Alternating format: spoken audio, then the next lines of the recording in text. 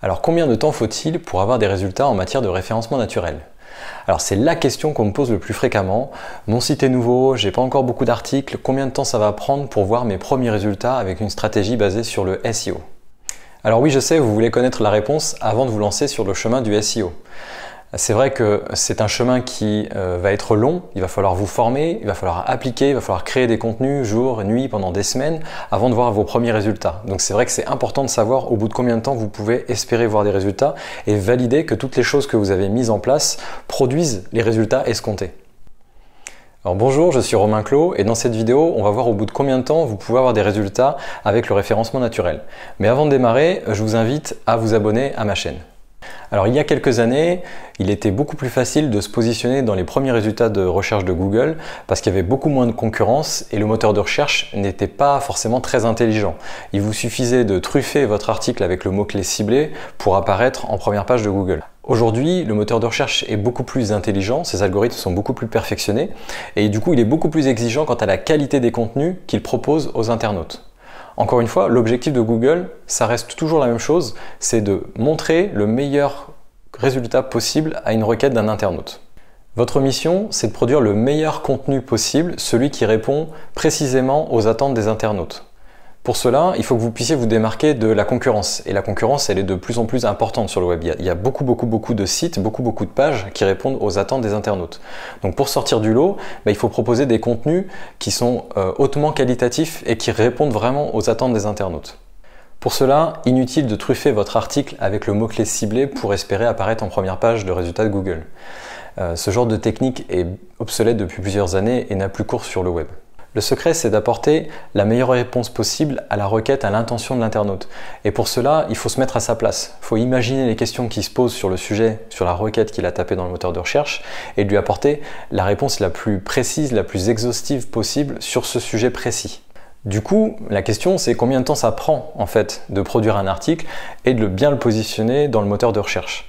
Et bien en fait la réponse est ça dépend. Alors je sais, c'est un peu décevant, mais en fait personne ne peut répondre précisément à cette question dans la mesure où le positionnement d'un article dans Google dépend de nombreux critères. Donc ce que je vous propose de voir maintenant, ce sont des exemples de critères qui vont influencer le délai de positionnement de vos articles dans le moteur de recherche Google. Le premier critère, c'est votre autorité. Est-ce que votre site est récent ou est-ce qu'il est installé depuis plusieurs mois, voire années, et est-ce qu'il fait autorité dans son domaine? Est-ce que Google vous a identifié comme étant un site d'autorité dans votre niche? Si vous venez de démarrer un site sur l'éducation des petits chatons, il y a fort à parier que vous n'ayez quasiment pas, voire aucune autorité. Par contre, si c'est un site qui est installé depuis 2 ou 3 ans, vous avez forcément d'autres sites qui vous ont cité, donc vous avez glané quelques backlinks ici et là de manière naturelle, organique, sans forcément avoir de vraies stratégies pour booster le nombre de backlinks. Vous avez peut-être été interviewé, vous avez peut-être fait un article invité sur d'autres sites et vous avez créé beaucoup de contenus qui se sont positionnés sur des mots-clés qui sont dans votre thématique. Et donc ça, c'est ça qui va vous apporter la notoriété. Donc ce premier critère de notoriété va influencer le délai avec lequel Google va positionner vos nouveaux contenus. Le second critère, c'est la compétition, la concurrence dans votre industrie. Si vous lancez un site dans une industrie qui est très concurrentielle, quand vous allez créer vos premiers contenus, ils vont mettre beaucoup plus de temps à se positionner dans le moteur de recherche que si vous créez des contenus dans une niche qui est très peu concurrentielle où Google n'a pas vraiment de résultats de qualité à offrir à l'internaute qui ferait une recherche dans cette niche-là. Ce qu'il faut bien comprendre, encore une fois, c'est que l'objectif de Google, c'est d'apporter la meilleure réponse possible à l'internaute et que pour ça, il dispose d'une bibliothèque mondiale d'articles, de sites qui proposent des résultats par rapport à la requête. Donc oui, son job, c'est de voir tous les articles qui sont sur le web et de les classer. Et quand un internaute fait une requête sur comment dormir plus sereinement de manière naturelle, il va consulter sa bibliothèque, tous les articles qui sont en rapport avec cette requête et il les classe selon celui qui apporte la meilleure réponse possible à l'internaute. Donc si vous êtes sur cette thématique-là, qui n'est pas forcément très concurrentielle, vous aurez plus de chances rapidement d'être bien positionné dans le moteur de recherche. Par contre, si vous offrez un service pour maigrir rapidement selon une méthode que vous avez inventée, vous allez rentrer en concurrence avec une énorme industrie pharmaceutique, de coach, de services en tout genre, et là ça va prendre beaucoup plus de temps pour vous extirper de la masse et bien vous positionner dans les premiers résultats de recherche du moteur. Un troisième critère dont va dépendre le délai avec lequel vous arrivez à positionner vos articles dans le moteur de recherche, ça va être les mots-clés que vous allez cibler.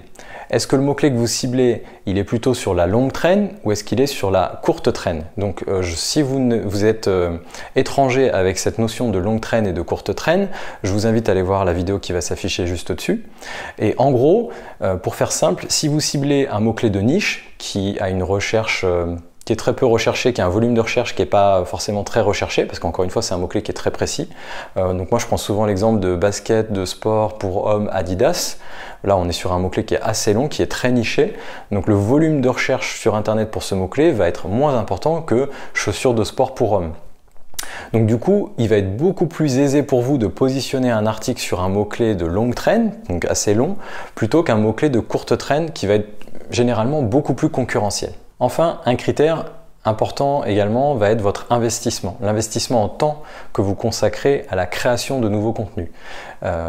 C'est très concret, mais si vous produisez un contenu par semaine ou alors un contenu par mois, le délai entre le moment où vous allez produire cet article, le publier, et le délai où il va apparaître dans les moteurs de recherche va être plus ou moins long parce que vous allez avoir une fréquence de publication qui va être moindre dans un cas par rapport à un autre et du coup Google va pas forcément rapidement faire le lien entre qu'est-ce que vous produisez sur votre site et de quoi parle votre site au global.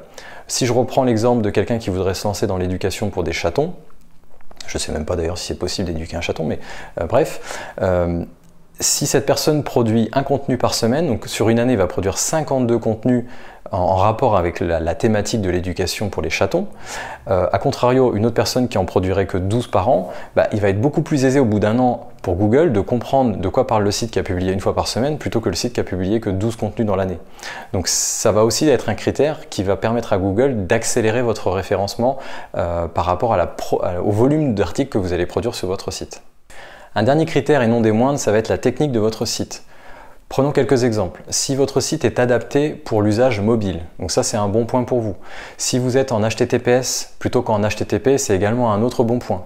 Si vos pages chargent rapidement, c'est encore une fois une optimisation qui va encourager Google à positionner votre site parce que, encore une fois, votre site est adapté aux internautes. On peut naviguer de façon fluide et il n'y a rien qui empêche l'internaute de consommer vos contenus. Et ça, Google va le regarder de près. Et si vous avez un site qui charge lentement, qui n'est pas en HTTPS, il y a plein d'autres critères qui vont rentrer en ligne de compte, mais c'est les principaux que je vous ai donnés là, ça ne va pas encourager Google à positionner vos articles rapidement sur son moteur. Mais du coup, selon les études, il faut en moyenne entre 4 et 12 mois pour commencer à voir les effets du référencement sur votre site. Donc pour commencer à avoir une certaine traction, un momentum que vous allez créer et qui va devenir exponentiel au fil du temps. Donc moi c'est vrai que je l'ai expérimenté sur mon site, les débuts sont assez laborieux, mais en fait quand vous faites bien les choses, chaque année vous capitalisez, et c'est-à-dire que les articles que vous avez créés pendant l'année 1 vont produire des résultats l'année 2. L'année 2, vous allez recréer des articles qui vont produire des résultats dans l'année 3, mais lors de l'année 3, tous les articles que vous avez produits dans les années précédentes continuent à produire des effets. Donc en fait, votre trafic, il est exponentiel.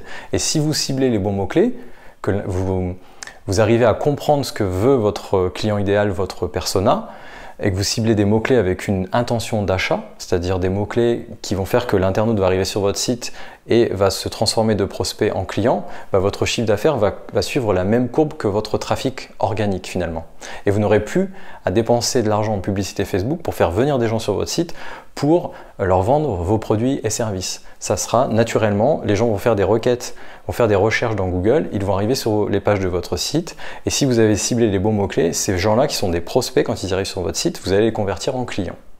Alors la question que vous pouvez vous poser, c'est pourquoi est-ce que ça prend autant de temps pour positionner des articles dans le moteur de recherche?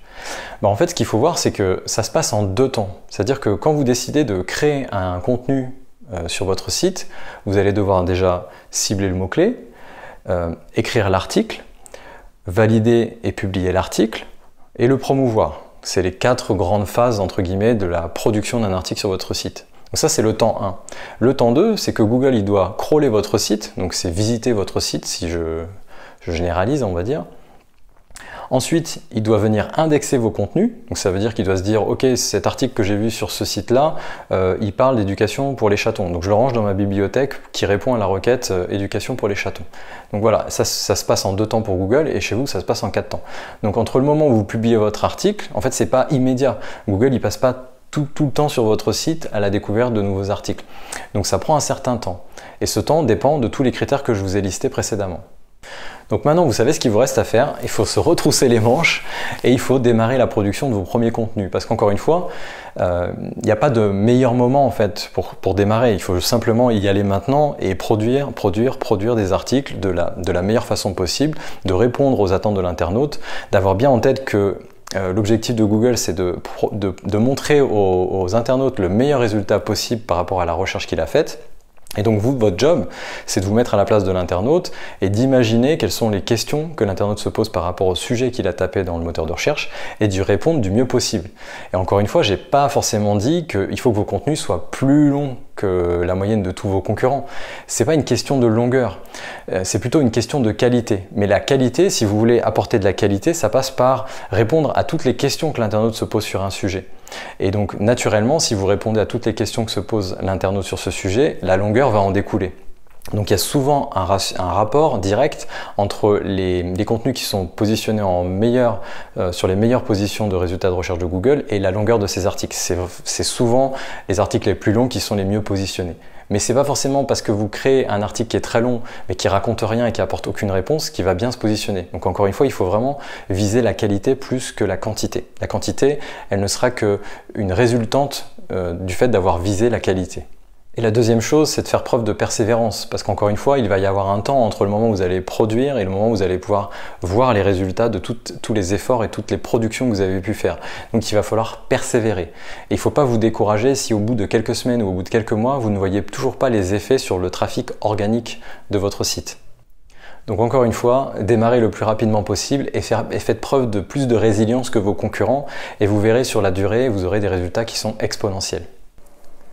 Si vous voulez aller plus loin, j'ai créé une vidéo de formation dans laquelle j'explique les 3 choses à faire pour attirer du trafic organique depuis les moteurs de recherche vers votre site.